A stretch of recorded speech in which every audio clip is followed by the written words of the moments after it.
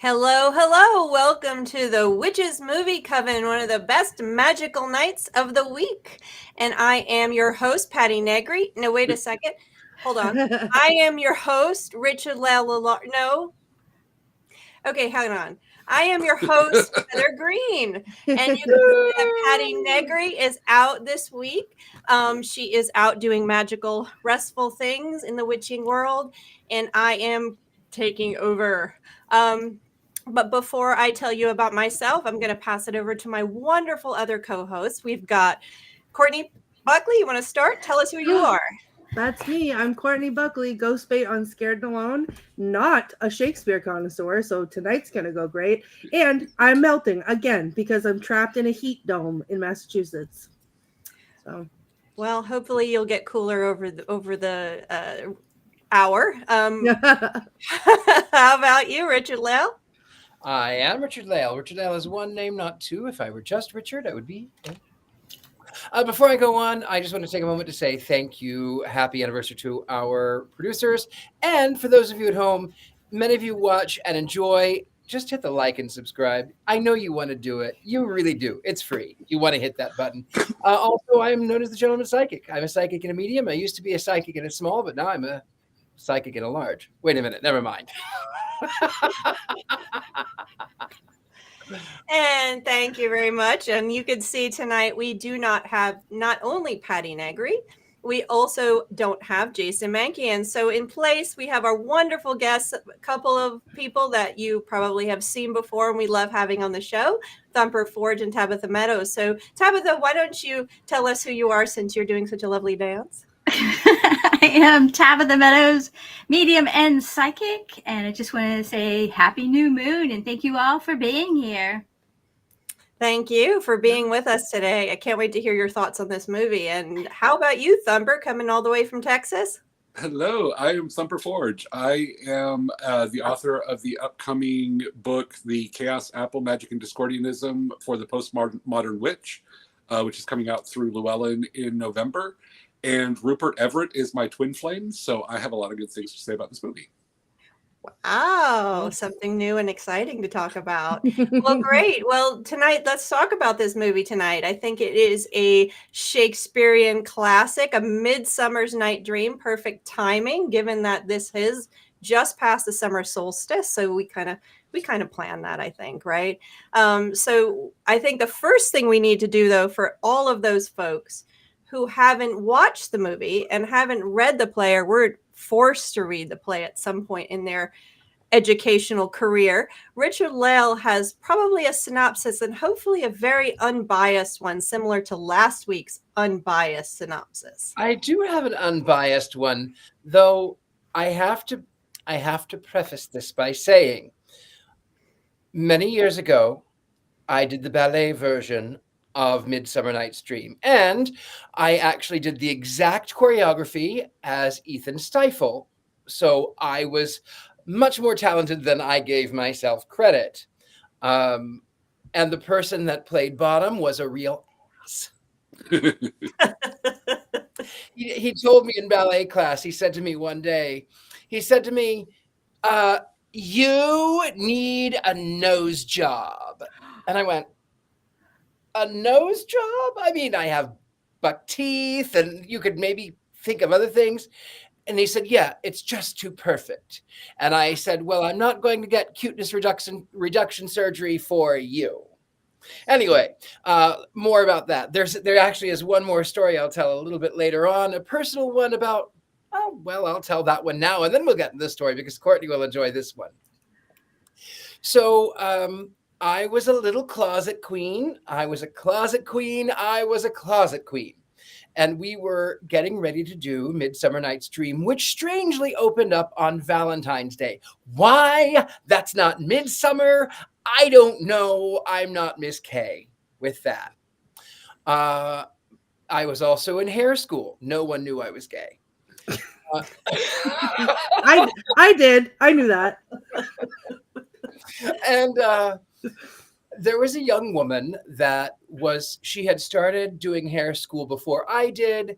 And so therefore she was in an upper class, even though I was older. Anyway, she was practicing waxing, and she did my eyebrows, which there's not a lot of work to do because they're naturally beautiful with little enhancements.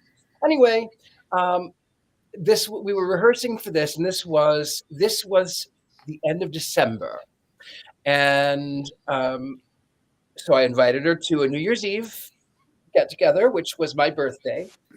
And my father said to me, he on January 1st, he said, "Well, son, she's the one you're going to marry." And I said, "I don't think so." And he said, "Nope, you're going to marry her. I'm going to go to bed. Lock up when you leave. I'll see you later on." I went back to the guest house, which is where I stayed. I moved in because my father was ill, and he died that night. So here I am with all of the weight of my father passing and him saying, "She's going to be the one for you, son. She's the one for you. She's the one." So we went to the funeral, and she was my plus one. And she had heard that my parents knew each other for 1 week before being married for, oh, goodness, like 27 years or whatever.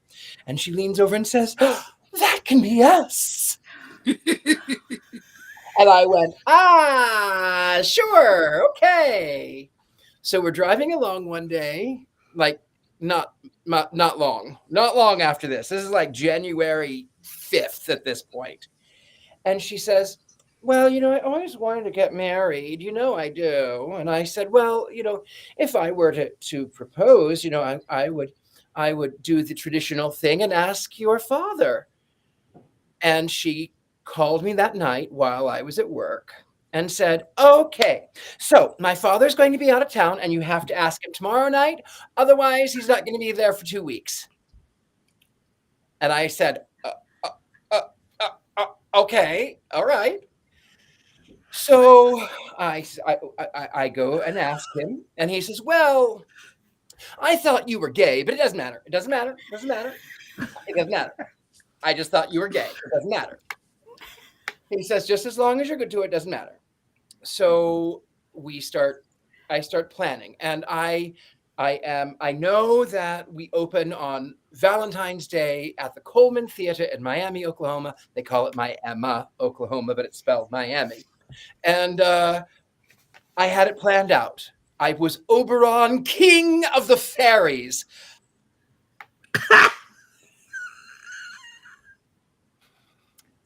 And here's what I was going to do.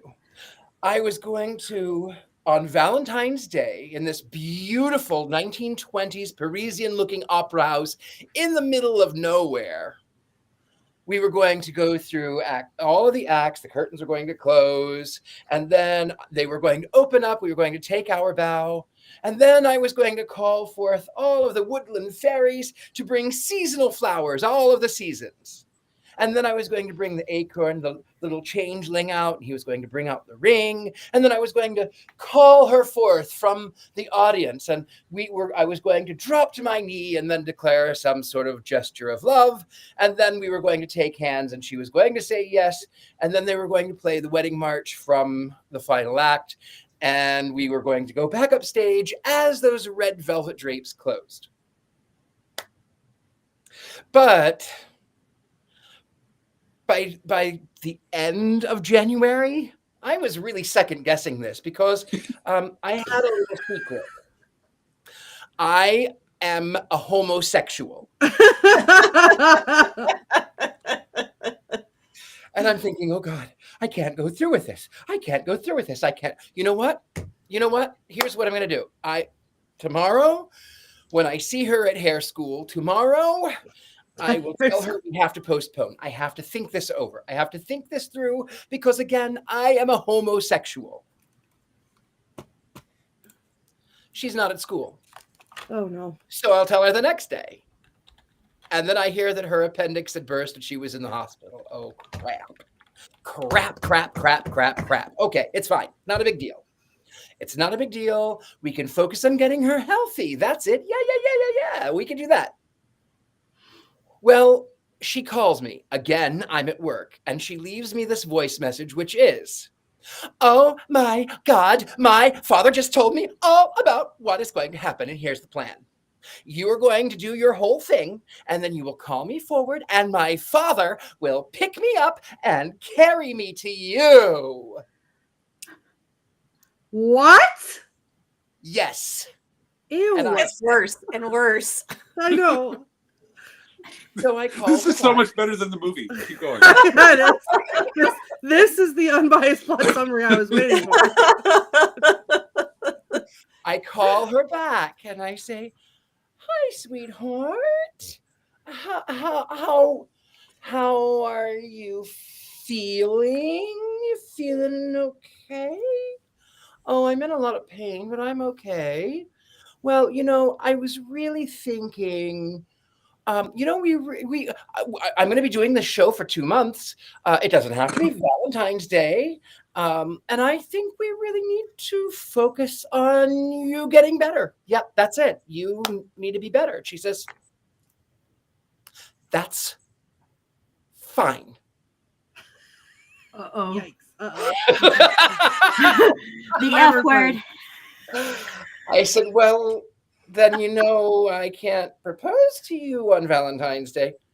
I said, "It's fine." Oh, I got goosebumps right now. I'm scared. and I said, "Okay, well, all right, I guess, all right, well, feel better, I guess. Get well soon." Okay. So she calls all of the friends at school and she says, "Ah, he broke my heart while I was in the hospital." And then she dropped out of school. And then by this point, I surpassed her and I became the upperclassman, because you could do that with their school. And she comes back. And now she has shaved her head and she has a rainbow tattoo. And she says, "Oh, yeah, I've always been a lesbian. And her girlfriend was more butch than I could ever dream. Apparently, we both had a thing for fairies. But there's a little bit more, too." She says, "Now that I know that you really are gay," she says, "I have someone for you." And I said, "Okay." And she says, "Well, I hope you like men who are overweight and have bad skin and have rotten teeth." I went, "No, I certainly don't. I appreciate the thought. I do. Thank you so much. I will find my own woodland creature to..." Yes, anyway. So now about the film. That was Whoa. Hold on. That was the best Pride Month story I've ever heard in my life. Thank you for bestowing that upon us. King of the Fairies right here. King of the Fairies. Round of applause, Richard-Lael. Like I said, she turned out to be a big old Leslie too, and then we became friends, which was really good. So the film. Here's the story of the film. Courtney, I love you. The story of the film is that a nobleman is getting married, and according to the law, his daughter is to be wed, beheaded, or to become a nun, because she's not getting none. Oh. Anyway, she decides that she's going to escape into the wood to be with the man that she really wants to marry. She wants to elope with, but the other man has pursued her into the wood. Meanwhile, she had told her friend that she was going into the wood, and the friend was jealous, so the friend told the other one, and then there was all of this fighting. Meanwhile, in the forest, the king and queen are fighting over the changeling, over the acorn boy. So what happens now is that in order to play a prank on Titania, the queen of the fairies, Puck, who is actually Robin Goodfellow, he is a Puck. He is not, that's not his name. It's just like, I'm a homosexual. That's not my name. Anyway, Puck is this satyr who creates a magic potion out of the flowers of the field. And according to the legend, is that when Cupid's arrow hits it, it was a white flower, and then it turns purple and yellow. Anyway, it's not what they used in this film. But so Puck gets the flower and he puts it in the eyes of the queen. And then he, seeing the fight, tries to make certain that all that is right with the world and all of the lovers are together, all and the right ones. The problem is he mistakes Lysander for the other fellow that I can't remember his name. And then both men are in love with the one woman. And then the other woman is left trying to find the one man. And they go on this mad chase. And then meanwhile, these actors stumble into the forest to rehearse this play. And so Puck, being a mischievous little Puck, he ends up by turning that man, his head, into that of an ass, a goat. I mean, a donkey, not a goat, a donkey. And then Titania, the queen, awakens and falls in love with this ass. And she loves him, and she bestows upon him a fairy crown, which, by the by, in the Elizabethan times meant he had syphilis. Just so you know, that's what the crown meant in those days. Just so you know. True story. Anyway, so Oberon, king of the fairies, gets a little bit jealous and he gets angry with Puck because Puck has pucked it up. And so he tells him, go ahead and correct it. This one and this one and this one and this one. And he does. He corrects it and they are happy. And then he goes to awaken Titania as if it were a dream. And she, of course, falls madly in love with him because it was a dream. Why would I be in love with an ass? That's clearly not what I would do. Which, by the by, that was in reference to Queen Elizabeth I's frowned upon marriage, by the by. Anyway, I digress. So they stumble out of the woods. They are found, of course, naked, in compromising positions, and then of course they declare their love for the rightful love, and the actors decide the bottom, the ass, is turned back into the human, and he writes this play. And then at the end of the play, at the end of the film, they perform this play for the wedding of this person, this nobleman who was getting married, and there's a lot of whispering through a hole in the wall, and there's a lot of dying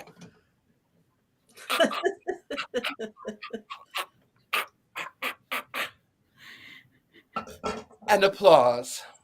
And then, of course, at the end, it is said that it was all a Midsummer Night's Dream. And so this is where we find at the end, Puck sort of comes back and he sort of talks about how that everything is right in the world, everything is brought back to light. And it was just perhaps a Midsummer Night's Dream. That is the plot in summary, with a little personal story on the side. Thank you very much, Richard-Lael. I love the story and both the synopsis, and you did it all between the two ferns. So that is absolutely perfect. And I'm wearing two ferns. That's exactly right. Between the two fern leaves. I don't know what they're called. I don't know. Well, right now at this point, Patty would turn it over to me for some facts. So I'm going to go real quick with some facts so we can get to some opinions about this wonderful classic play and movie. So basically, I'm going to just run through them. Let's start with the movie itself. Was released in 1999. It was written in terms of the movie script and directed by the same person, Michael Hoffman. It cost $11 million to make. To date, it has only made about 25 million. So that's not considered very successful. However, it wasn't panned. You know, it wasn't hated. It wasn't loved. It wasn't panned because it was pucked. Well, there you go. And, you know, in our terms, really, I would say people kind of didn't mind it. You know, that's pretty much where it's at. They didn't mind this movie. They didn't love it. They didn't hate it. It didn't bring in a whole lot. The interesting thing is they did use the music from Mendelssohn that was originally made for a stage rendition of this in 1843. So they did use that. You can hear it throughout. They also changed the location. The original play was set in Athens, Greece, which I'll mention in a second. This is set in Monte Athena, Italy. So it's also set at the turn of the century. According to the notes that come on the screen right at the beginning, it says the turn of the 19th century, which I believe is inaccurate. It was the turn of the 20th century. So they made a little oops there. Definitely not definitely not the beginning of the 19th century. We had bicycles with lights. So that's that. Now the cast at this time in 1999, this cast is an ensemble cast. This is a well-known cast. Everybody, faces, and even many of them you know today. This is definitely a classic all-star casting. Michelle Pfeiffer, who is probably best known for her role as Catwoman. And oh gosh, there's a list. Look at the list right there. I don't even have to, and I'm not going to even say them all. You've got Michelle Pfeiffer. Again, as I said, we've talked about her in Stardust as a witch, Dangerous Liaison. She was recently she was Wasp in Ant-Man and Wasp, and she's been in a ton of stuff, of course. And the most classic of all her performances is Grease 2. We have Stanley Tucci. If you haven't seen him in Conclave, please watch this movie. It is excellent. It's more recent. He's been in Hunger Games. He does his Italy shtick. He has been in Devil Wears Prada. He's in a ton of things. Kevin Kline, of course, a classically trained actor. He's been around forever. So Sophie's Choice, Fish Called Wanda. And one of my favorites as a kid he was in is Pirates of Penzance. He's actually won Tony Awards for his performances. He's actually one of the best actors in this cast, classically speaking. Christian Bale, another one of my favorite actors. More recently, Ford versus Ferrari. Of course, we saw him in Pale Blue Eye, Batman. He was Dark Knight. He was in American Psycho. Just a very versatile actor. Absolutely classic. And if you really love musicals, which I do, you can watch a very young Christian Bale in Newsies, the Disney Newsies. Yes. Courtney, have you not seen him in Newsies? Oh my goodness. I have a child obsessed with Christian Bale, young Christian Bale, and Newsies. Go watch it. Is it on Disney Plus? I'm sure it is. It's a Disney-born musical. Okay, I'm gonna. And he is the star of it. So then you have Rupert Everett, Calista Flockhart, which if you don't know who that is, she was very popular in the 90s as Ally McBeal, and that's pretty much what she's known for. David Strathairn, Dominic West, Sam Rockwell, and if recently he's been in White Lotus, you can spot him. Bernard Hill. I mean, there's just one after the other, and even once I'm not mentioning, you go, I know that face, I know that face, I know that face. There he is. That's him in Newsies. Look at him, young Christian Bale, man. So yeah, so it's got an all-star cast, and so how could this go wrong, right? Now the original. So the original is, of course, Shakespeare play. Courtney, are you okay? He is on it. It is on it. There's two, and I got really disappointed because I looked at there was one from 2017, and then right below it was like, if you like this, you might like Newsies from 1992, and there he is. And there, yeah. If you like Christian Bale, young Christian Bale, definitely watch Newsies. It's one of his earliest ones. So getting back to the sorry, getting warm over there. Yeah, it was warm. Now it's hot. Oh boy. You take off all your clothes. So let me get to this as you calm down. This is going to definitely, this is the original. This is one of mine. As I've said before, I love reading Shakespeare plays and I have them all. So this is my copy that I've read a number of times. And it is the original play written in the late 1500s. They dated at 95, 96. Of course, with Shakespeare, everything's a little speculative. And as I said, it was set in Athens originally. A lot of Shakespeare's plays are set in ancient Greece or ancient. He was interested in history. So you have that kind of thing. And that's all I really have to say about the play. They took liberties, obviously. Every line is not there. It's actually a really short play, and this is one of his comedies. But what Shakespeare does in this one, and a lot of his plays he does this, but in this one particular, he's really borrowing a lot from ancient Greek and Roman mythology, which was very popular at the time. And so setting it in Athens, he also decided to pull various things to keep the setting right. It's not perfect. It's It's not like we see in film. Often we borrow from other stories, bits and pieces to put together something to cue the audience. And that's what he's doing. You have suggestions, of course, of Ovid's poem, Metamorphosis.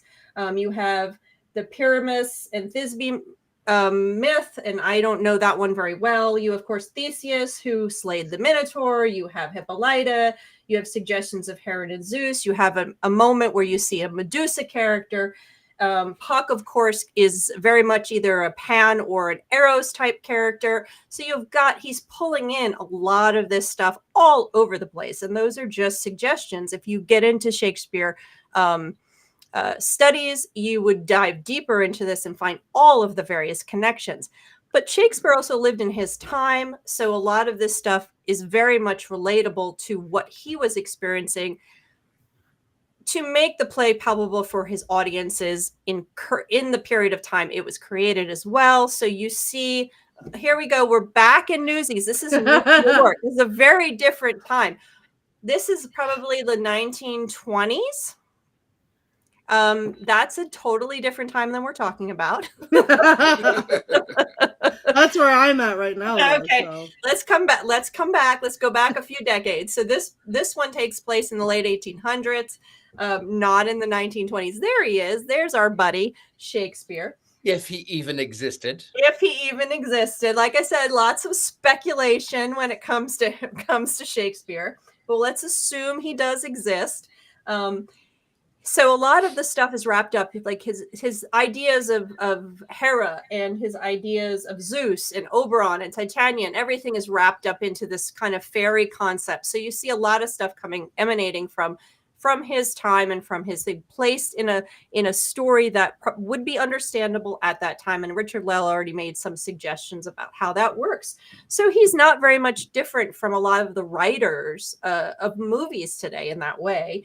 And the last thing to talk about in that respect is that this play is called Midsummer Night's Dream, which is a holiday that would have been celebrated then and in ancient times. Of course, the summer solstice, which has long been celebrated across cultures, Europe and beyond, decades and centuries. So, of course, this play talks about this particular time. And this is a liminal time. We call it Litha in some of our pagan religions. And it is a time that is, of course, fairies could come. And you see that here, this kind of idea of this crazy time, this special time, this time for marriage and love and all this stuff. The interesting thing about that, and I'll just leave this and then I'll end, is that notice at the end when the four, I want to say critters, the four characters are laying there naked at the forest. The main guy comes up on the horse and he mentions them lying there and says, oh, they were observing the rites of May.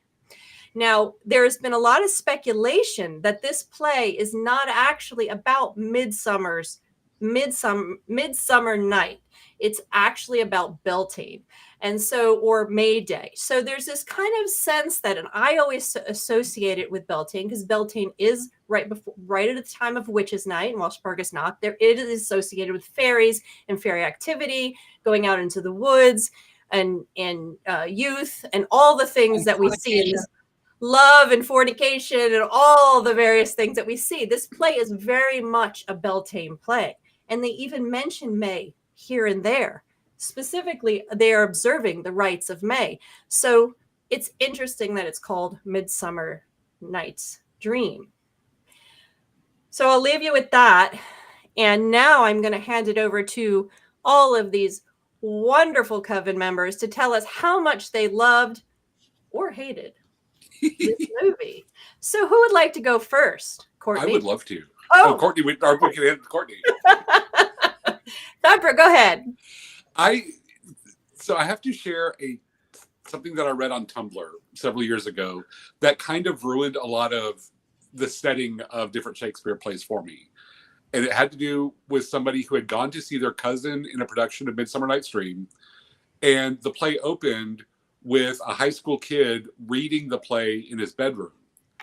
And he looks at the audience and he says, I don't want to read this play. And he throws it down, picks up a Chipotle burrito, and eats the whole thing. That's how the play opens. And then he goes to bed and the play starts, except for whatever reason, it's set in a rainforest cafe. And it's just the same play, just in this bizarre setting. But halfway through the production, the kid from the beginning slowly drifts by in the background on a skateboard, just watching the lucid dream that was induced by his Chipotle burrito. And then he's never seen again. And so, like, after reading that, it's hard for me to, like, suspend disbelief with the settings of some versions of Shakespeare. For whatever reason, I didn't like it being set in Italy at the time period it was. I think mainly because there are so many Greek references in the play, it felt weird to set it in Italy. I was not a fan of Michelle Pfeiffer's performance. I felt like she kind of phoned it in a bit. And I idolized her as Catwoman. And so it was sort of disappointing to see this interpretation of Titania, because I just didn't feel like she put a character into it. That said, I think the couple who really had the best on-screen chemistry was Oberon and Robin Goodfellow. I kind of wanted them to kiss. Yay! It was very A Midsummer's Night Brokeback Mountain for me. I loved it. But I also thought Calista Flockhart did an amazing job. She brought a really frenetic energy to that character that I thought made it really her own. The character of Nick Bottom really bothers me because I used to do a lot of community theater and I have been on stage with that guy. Like, I know it had to do with Kevin Kline's interpretation of the character, but it just was, it brought back horrible memories. But there is a little truth. I didn't mean to interrupt. The play at the end. I didn't mean to interrupt, but there was a little bit of go for it. historicity to the character of Bottom that was actually one of the suitors for Queen Elizabeth I, who was an actor, yes. And even referred to him as Monsieur something or other. But he was an ace. There was a reason, well, and that was why he was named Bottom. That was one of the puns in the play. But the play at the end, I thought was very touching. I thought it was very well done. I loved how supportive the audience was of the play. And so overall, like even the stuff that I didn't want to like about it, there was enough redeeming quality that really kind of made me still love it.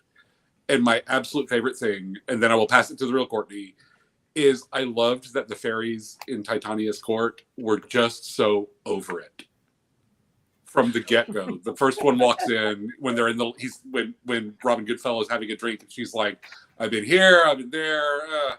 And then when Titania falls in love with Bottom and the fairies are just like, no, not again. Oh, that I loved that particular interpretation. I thought that was quite brilliant. So that's all I have to say. So that sounds great. How about you, Courtney, since you got passed over? Sorry. Well, I mean, it should just be a good thing. I should be passed over for this because once again, as we all know, my brain just does not gel with Shakespeare. So in preparation for this week, Richard-Lael reached out to me and sent me Cliff Note things about it so that I could be more prepared. In addition to that, when I watched it today, I watched it with my friend Megan, who paused the movie every 15 minutes to get my attention and say, okay, do you need me to tell you what's happening now? And then she told me what was happening every 15 minutes, and I still retained nothing. None. It's like it's a Pavlovian response. The minute Shakespeare begins to talk, I don't know if you can see it. You can roll the footage back because as soon Richard-Lael told his whole story and I was enraptured. And then the second he started talking, I disassociated. And then Heather starts talking, I disassociated. Thumper took over. I was laughing, disassociated. I can't. It's like an automatic switch in my brain. It's just like, oh, just stop listening. Yeah, that's me. That's what I need. Right. Grab a burrito. Literally me. Which is why, Thumper, that is a great story. And I feel like that would be the only way I could consume Shakespeare. It was that stupid. Like that I could just be like, oh, I relate to this so hard. So I watched the movie. My eyeballs perceived the movie. The whole thing. I could not tell you one thing that happened. There was I did yell at one point, boobs and butts. Is they're doing it? Is the doing it happening? but even that couldn't hold my attention, because then I just disassociated again, and suddenly we were somewhere else. I didn't understand. I missed somehow how he became the donkey. I guess I didn't know, but he had ears, and that was exciting. Turned him into a donkey. Right, but I missed that whole part while looking at the television. I missed that entire part. Okay, and all of a sudden I came to, and he had ears, and I was like, okay, well, sure, I guess He was layered like an onion. Right. Everybody likes onions. That'll do. I literally, I don't know the amount of people today that said, "What movie are you doing this week?" And when I told them, they were like, "What are you gonna do?" I was like, "I don't know. Come on and yell at everybody." Like, I don't know what to do. So that's it. That's my experience. Once again, I tried. I was prepared. I was prepped. There's so many things happened, and I still could not process any of it. So if you see me as everyone else is talking, doing this, it's because the switch has flipped and I'm gone again. So that's my experience with this. Thank you, Courtney. How about you, Tabitha? Were you glazed over as well? Sometimes, yes. I honestly, I wish that they would have taken this movie, and I know that, it's important that they stay as true as possible, but 1999, it just would have been a little bit easier to maybe take the words and translate them to where people can understand them better and have a better experience. But get ready to disassociate again, Courtney. It's already happening. It's already happening. My eyes are glazed over. I love that this is a movie about love, because I love love. Love's infatuation, love's miscommunication. I love the set and the wardrobe. I love the fantasy and the magic of it. There's some things that were more things about love that were seen throughout the movie. Love is a dream. It blurs the lines between what's real and illusion. Love's uncertainty. The characters experience love's fickleness as they fall in and out of affection due to magic, and also just for no good reason. Love's transformative power. Love is a force that brings people together. There's other things like order and disorder and chaos. I figured you'd like that, Thumper. Yeah. And talking about Puck again. And again, with love. So Puck is told by Oberon that he has this potion and he needs to apply it to the correct people, but he does not.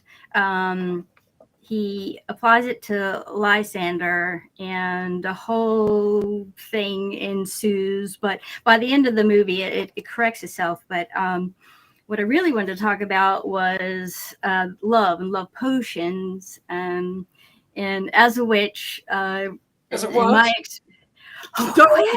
Where? A witch. A witch. Who? When? A whole witch.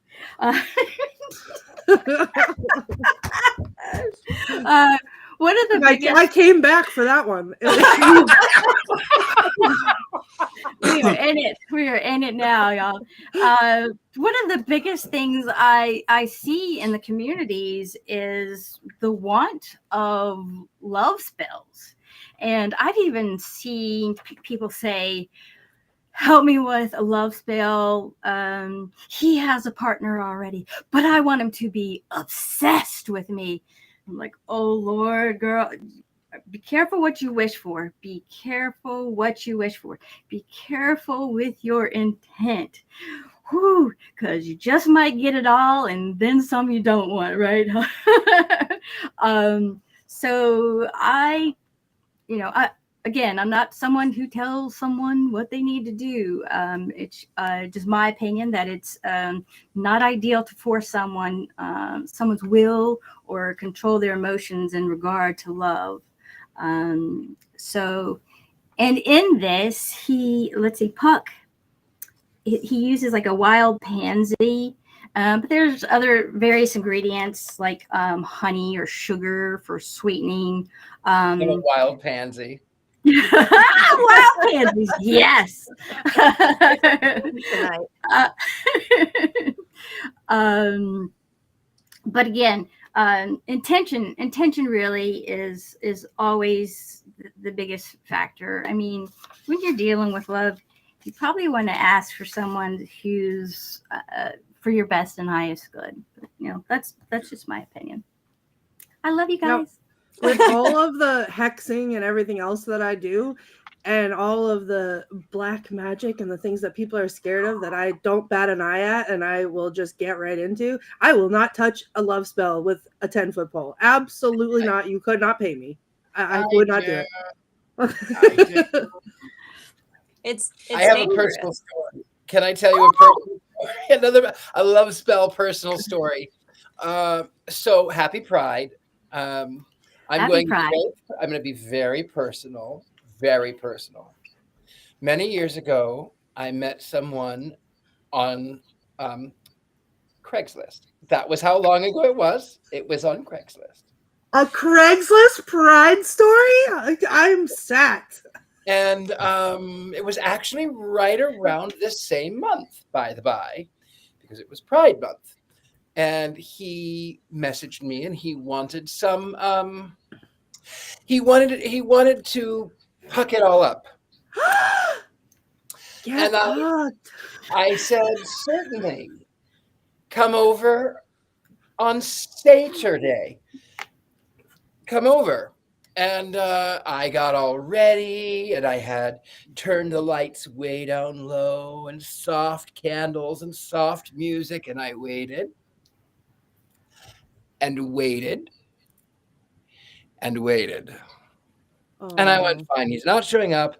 And I extinguished all the candles, and I pleasured myself as only one man can, and I went off to bed. It was better anyway. Ah!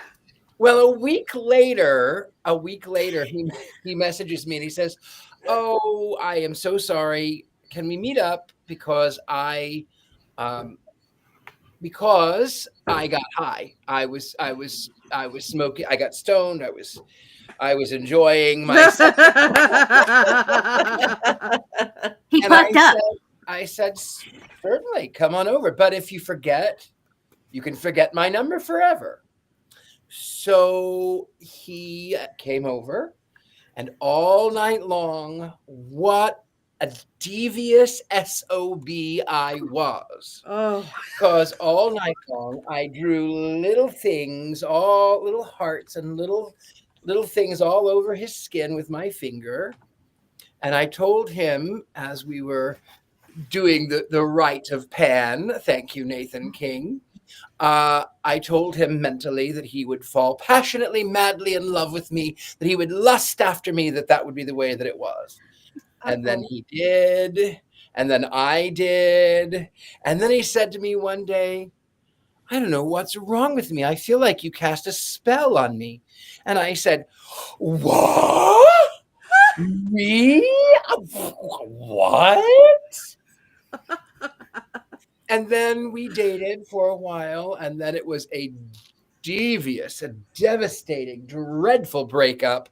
And then I moved from San Francisco to Los Angeles, and I did not speak with him for a year. And then I had to reverse that spell, because anytime I was on a date, he would call me up. It was like instinctively, he knew. So I broke the spell. Now, all of these years later, we are friends. We are drear fiends, and we speak on occasion every couple of weeks, every month. So I do love spells, but maybe not as much as I used to. Well, how'd you like the movie? How did you know what? There are elements that I really, really enjoyed. I'm going to tell you the one element that I loved the most. I loved the fact that in Shakespearean time, all of the couples would have been male. I loved that.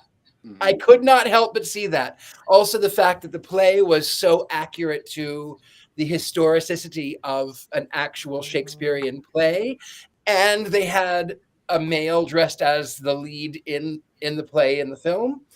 I loved every second of the play. Again, I agree with Thumper. I think that Michelle Pfeiffer really phoned it in. Calista Flockhart was okay, but I do think that Stanley Tucci and goodness, what was his name? Rupert. That guy, Rupert Everett. I do think that Rupert and Stanley had a great on-screen chemistry.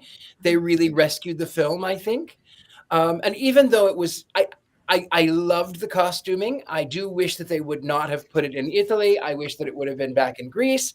I don't know that I love the 19th century with it, but at the same time, I do love the 19th century. But their bicycles, the bicycles could go the F away. They could go the puck away. The bicycles were driving me crazy. The naked bodies were great. The magic was, I mean, it was, there were so many things that were wrong, but there were so many things that were right. And Kevin Kline was brilliant in the role. I actually really enjoyed, for the first time, I enjoyed being a bottom. I mean, bottom, I enjoyed. Bottom.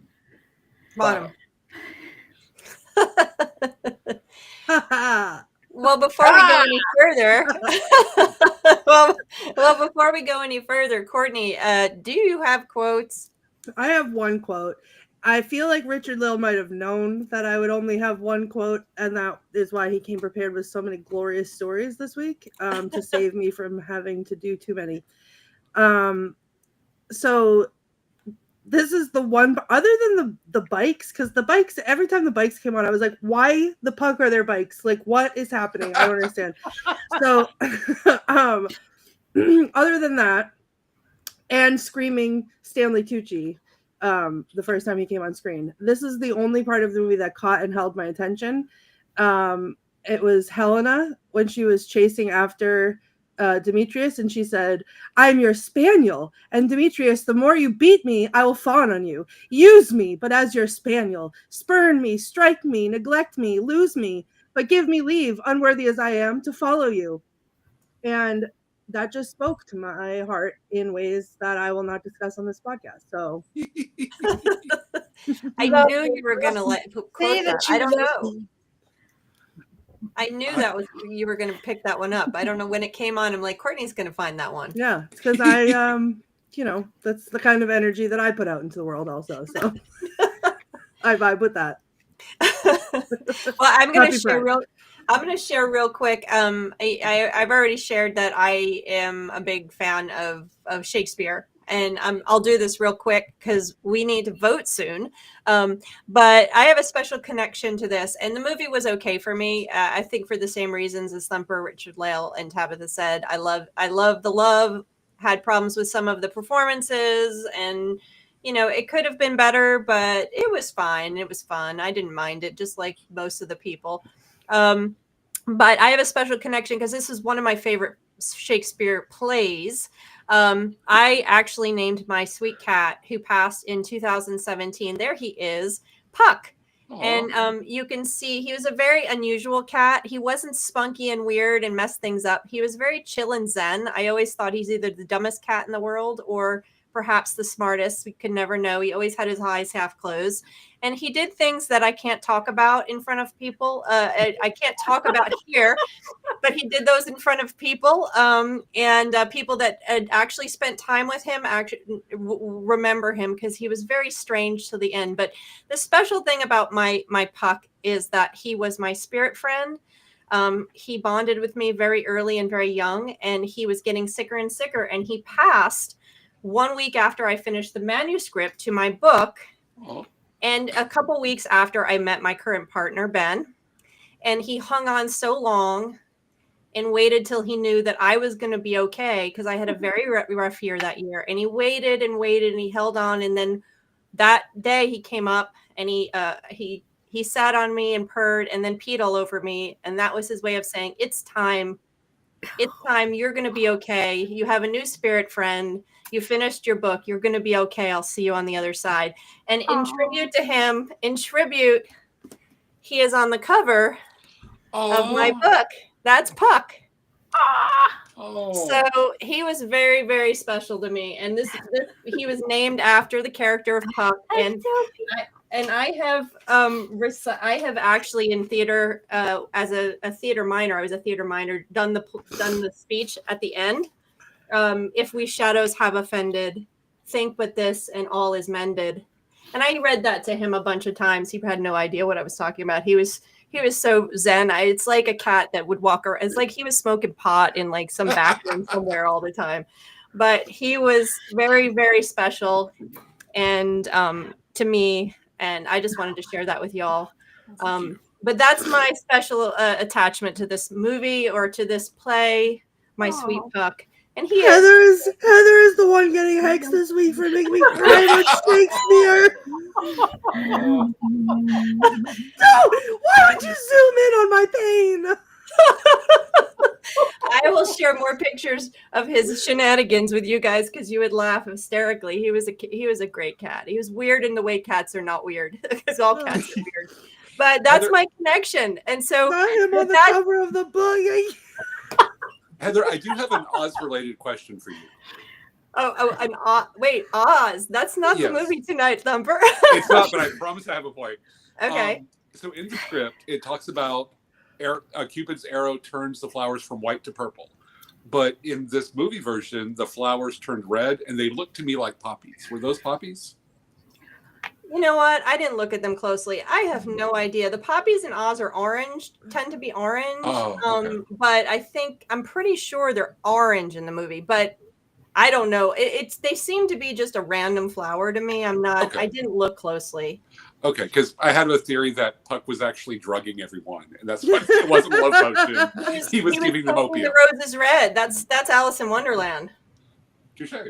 Yeah, I don't know. I don't know for sure. But on this note, we're getting to the time we do need to vote before we close up and say our soliloquy. So let's see. Wands up, wands down for Midsummer's Night Dream. Some fairy bells. That's horrible. Like, this is why the roller coaster of emotions, and it's all Heather's fault. I'll turn it this way, okay? That's even worse somehow. I still feel like you can see me. I'm voting up for chat. I'm not seeing any responses in the chat. Maybe my Puck story is jocked everything. No, I'm voting up for Puck, for the Puck story. I'm voting up for the Puck story. Quelton is up. Up. Wands up. We've got one. Oh, we got everyone's wands up for this movie. The flower should have been Viola. This is also true. But hey, it's a stupid movie. Thank you, Mary Jane. Yeah, I'm up for I'm voting up just because of the play for more than for the movie itself. For the play. Unable to understand the movie. One's down. One's up. That's where I was, Robert Hicks, until the Puck story, and now I can't, in good conscience, cry and then vote down. So you can vote it down. It's a movie. I can't. Wands up. Okay. Well, there we go. It looks like we have mostly wands up for this, which pretty much coincides with what we saw with everyone else in ratings for this movie. It's kind of okay. It's good enough. So, with that said, what's our movie for next week? I know Courtney knows what it is. Go ahead and announce it. In a shocking turn of events, we are watching this movie early. It involves a shark emerging from a piece of driftwood that has a Ouija board on it. It is none other than Ouija Shark. Yes!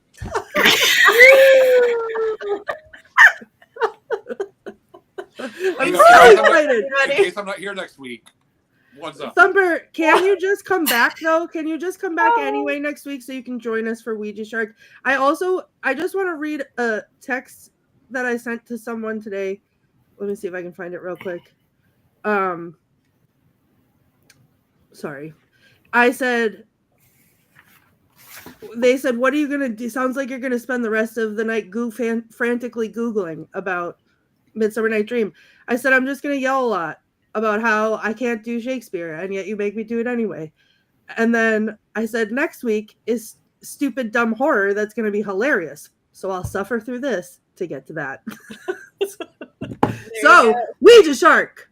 Put it on your calendars, everybody. Don't miss it. Next Wednesday, same time, same bat channel. Let's go. Same witch channel. So what's everybody got going on this week? Does any I heard you, Richard-Lael. Where can everybody find you? What are you doing, Tabitha? I don't have anything coming up right now later on in the year, but you can find me on the socials and under Traveler's Light 1111. Yeah. And Thumper? You can find me everywhere on the socials at Fivefold Law. My next big appearance is going to be in November, the weekend of November 10th in Cleveland at October's Books for the launch of the Chaos Apple. And in the meantime, I am going to be sequestered and doing a lot of research. In fact, my phone is resting on a pile of the books I have to read because I just signed another contract and I have another book to write. Yay! Boy, am I looking forward to that one. And Richard-Lael? I am really easy to find. What? I am the Gentleman Psychic. I'm a psychic and a medium. I am here in New Orleans. Also, time is running out for booking next summer's travel, by the by, which is we'd be going to Scotland. So you go to tracelesstours.com and then you would go to the Sacred Tours. But time is running out. So if not, it may not happen. But other than that, I'm really easy to find. I'm a little bit of everywhere. Richard-Lael I'm easy. What's the deadline? Is there a deadline for that signing Pretty up? soon, by August, like the middle of August. So pretty soon. That's getting close, yeah. Because they have to pay. We'd have to pay all the hotels and the staff, book the rooms in advance. So for them to hold, we have to have a certain chunk of change. So if you are going, great, get on it. If you're wanting to go, don't delay. Act now, don't delay. And Courtney? I am at the themes on all the socials. I am finally in. Oh my God, yeah, we're gonna need a bigger board, is right.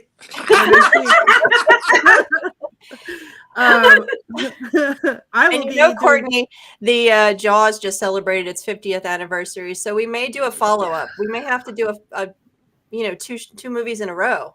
Yeah, Ouija Shark and then Jaws. Right. And then Jaws 3D. Right. And like Sharknado? Oh my God, Sharknado! Don't talk to me about Sharknado. I love Sharknado. And my Shark favorite Exorcist. person. And have you seen the Shark Exorcist? This is what I will be doing for the next week. Shark Exorcist, real quick synopsis. Shark bites person, kills them. The town hunts the shark and kills it. The ghost of the shark comes onto land and possesses people who then grow teeth and start biting other people, and they have to call the Shark Exorcist. It's the greatest thing ever. So calling in sick for a week. I will Right. be glued to my streaming. That's literally what I'm doing. Shark horror movies for this whole next week to celebrate summer. So if you'd like to join me, send me your recommendations at the themes on all the things, and I will be, underwater. So there it is. Look at it. Satan has jaws. Yeah, he does. Oh, my heart. My heart has preview sizes. It's so good. And Colin asked if there was a witch in Jaws, and I don't think there was. I don't believe there was a witch in Jaws. Sorry. It doesn't was really magic. count. It was magic, though. It was magic for sure. Mhm. So, and I guess that's it. So I guess I didn't introduce myself at the beginning, but I am Heather Greene, and I am filling in for Patty this week. I am the author of Lights, Camera, Witchcraft, a critical history of witches in film and television. I am also a journalist and an editor at Llewellyn Worldwide, working with great authors like Patty, who is not here, and Thumper, in fact. So, and Thumper's book is excellent. I've already read it. And so is Patty's. There it is, Dollcraft. You can get that, I believe, at pattynegri.com. And you can get my book as well, I think, at Mystery Control, as well as Patty's. So like us, and I was going to say like us and subscribe us. That doesn't make sense. So subscribe, like us, find us, talk to us. Go to Witches Movie Coven, like and subscribe. There it is. Talk to us on the socials. We love that interaction, and we love hearing from you and what movies you want. And of course, and Jason is not here tonight, so include him in that as well. And I guess we have one less thing to do, everybody. Time to cackle. Ready? 1, 2, 3.